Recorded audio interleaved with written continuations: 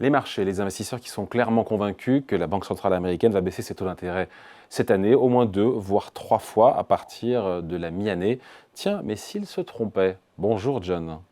Bonjour David, Tous mes voeux, bonne année. tous mes voeux. Responsable de la stratégie d'investissement chez Cité Gestion en duplex avec nous depuis Genève. C'est le scénario central, évidemment, mais est-ce que les marchés ne sous-estiment pas un petit peu le risque que le prochain mouvement des banques centrales soit peut-être une hausse de taux et pas une baisse, notamment s'agissant peut-être de la Fed ou même de la BCE? Oui, tout à fait. On est dans une situation assez spéciale. On en avait parlé à la fin de l'année passée, vous savez, sur ces fameux 3 R où le repricing, un des 3 R, met en avant le fait que le ton est en train de changer alors des banquiers centraux, alors que le marché continue, comme vous l'avez dit très justement, à anticiper, pricer deux baisses de taux et pas un retournement de tendance. Alors, si on regarde, on voit que la croissance et l'inflation valident pas tout à fait ce scénario, notamment aux États-Unis. Et puis, on voit que des anticipations, pas du consensus, mais sur des futurs, sont en train de remonter pour 2026.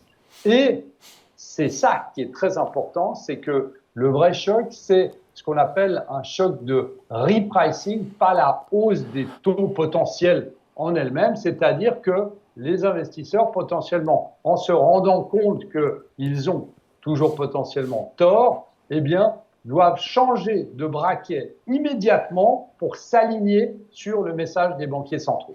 Mais qu'est-ce qui pourrait justifier, pardon, que la Fed ne baisse pas ses taux 2 ou 3 fois comme l'attend le consensus cette année? Qu'est-ce qui pourrait le justifier économiquement?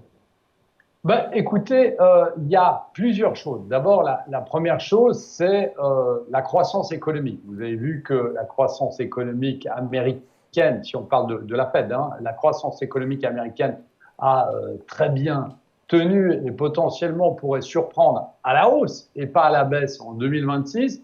Je rappelle que pour le quatrième trimestre 2025, les dernières projections de la Fed d'Atlanta prévoient une croissance au-delà de 5%, après une croissance de 4 au troisième trimestre. Donc potentiellement, eh bien, tous ceux qui font des prévisions, que ce soit les organisations comme l'OCDE, qu'on regarde de très près, ou les économistes, eh bien, sont beaucoup trop faibles dans leur attente. La deuxième des choses, c'est l'inflation. L'inflation, elle est effectivement en train de baisser, mais aux États-Unis, par exemple, on est à 2,7%. On n'est pas sur le mandat de la Fed qui est à 2%. Et donc, on est dans une situation où, comme on a vu, ce que je trouvais assez génial, bon, le mot est peut-être un peu trop fort, mais génial, la fin de l'année passée, c'est le président de la Fed, Jerome Powell, qui avait dit qu'il avait coupé les taux, non pas parce qu'il y avait une crise, mais de manière préventive. Et dans cette coupe préventive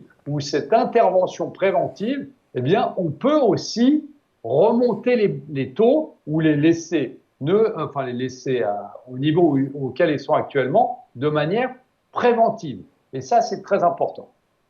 Est-ce que 2026, cette année, est-ce qu'elle pourrait marquer un vrai changement, une vraie rupture dans le rythme de croisière monétaire avec des taux qui pourraient être durablement plus élevés? Vous y croyez, vous? Oui, oui, clairement.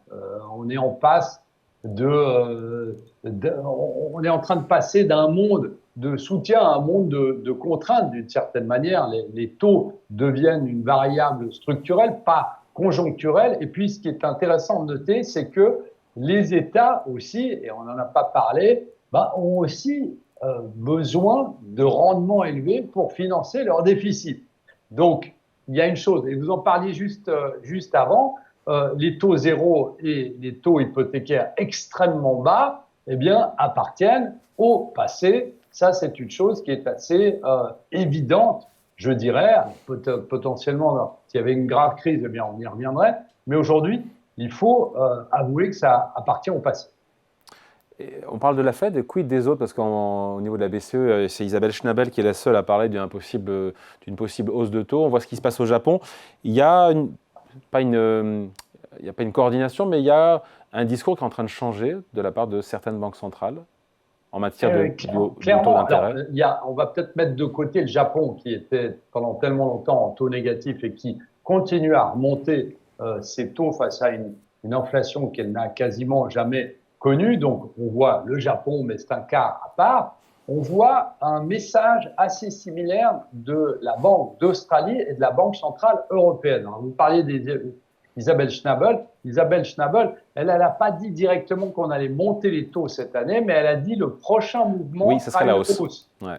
Il y a une nuance, mais ce qu'elle veut dire très concrètement, c'est qu'ils ne vont pas baisser les taux. Voilà. Donc ça, c'est un peu assez intéressant.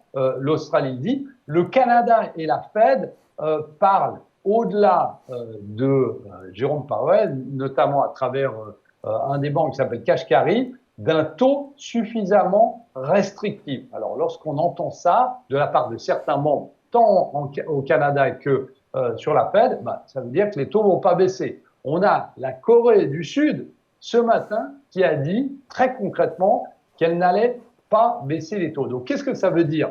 Alors, il y a un point commun, c'est un ton qui a changé, qu'on le veuille ou non, qu'on soit d'accord ou non, même s'il n'y a pas d'action immédiate sur une remontée des taux, on a un ton qui est en train de changer. Et ça, c'est très important parce que vous savez qu'évidemment, eh bien, il y a des impacts d'une hausse de taux, il y a des impacts d'un taux qui resterait sur les niveaux actuels tout au long de cette année, parce que, comme on l'a dit avant, notamment, eh bien, vous avez les investisseurs qui doivent se remettre dans une nouvelle potentielle ou adapter la stratégie actuelle. John, quelle probabilité, apparemment, elle me paraît très très faible qu'on ait une Fed qui augmente ses taux cette année? Elle est faible, mais peut-être un petit peu moins pour la BCE. Alors, je dirais qu'elle est plus évidente. Alors, le terme est très mal choisi, mais elle est plus évidente pour la BCE parce qu'on avait vu que on est dans une situation où effectivement on peut mettre dans leur fameuse boîte à outils, on peut mettre un tout petit peu plus de taux pour préparer la prochaine crise, parce qu'il y aura une crise à un moment ou un autre. Donc ça, c'est un peu mettre de grains à moudre, je dirais, sur les taux de la BCE. La Fed, elle, est dans une situation assez délicate, parce qu'on n'en a pas parlé, même si moi, je reste persuadé, alors peut-être que je suis totalement naïf, mais je reste persuadé que la Réserve fédérale américaine, même lorsque Jérôme Powell partira et qu'il y aura certainement quelqu'un de plus Devige Colombe à sa place, je reste persuadé que la Fed est indépendante et qu'elle va réajuster en fonction des data, en fonction des statistiques économiques.